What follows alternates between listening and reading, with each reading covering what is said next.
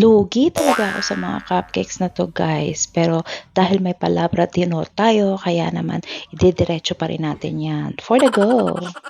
Happy morning everyone! Ayan, samahan niyo po akong gumawa ng mga kakutingtingan dito. Etong ginagawa kong mga toppers ng cupcakes ay mga funny chickens, yung mga nakakatawang postura ng mga chicken. Kung makikita niyo dito sa video, may mga chicken na nagpi-picnic, may chicken na kinakain mismo yung egg, may chicken na nagsho-shopping, may chicken na nakaupo sa toilet bowl, may chicken na nagpi-peach, ayan yung pagod ng nanganganak ng mga chicken.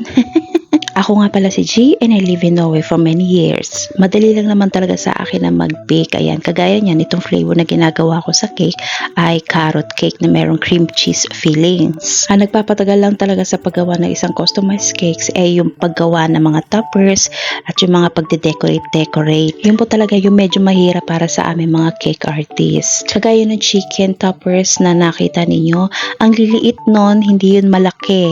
Mas mahirap po talagang i-mold ang mga maliliit na toppers kaysa sa mga malalaki. Yung mga cupcakes topper na nakita niyo kanina, yung mga funny chickens, it took me mga almost 3 hours bago ko sila natapos. Pero yun ay mga katawan pa lang, wala pa yung mga muka. Kasi naghintay pa ako ng the next day dahil kailangan ko pa siyang patigasin or iset para mapintahan ko siya at makaisip ako ng mga ibang mga ilalagay pa doon sa characters na ginagawa ko. At alam niyo bang lugi ako sa mga cupcakes na to? Nagkamali kasi ako ng presyo ng pagbigay sa nag-inquire na client sa akin. Ang unang inisip ko kasi na toppers is mga parang 2D lang. 2D is yung parang flat lang siya na mas madali lang siya talaga actually gawin na toppers.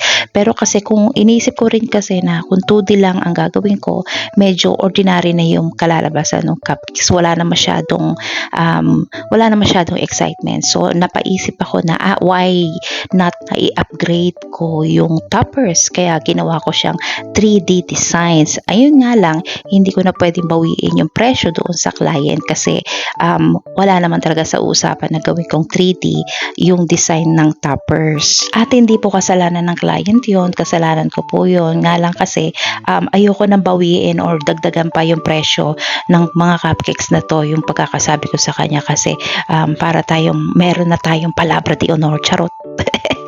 Ano daw? Palabra de honor, char.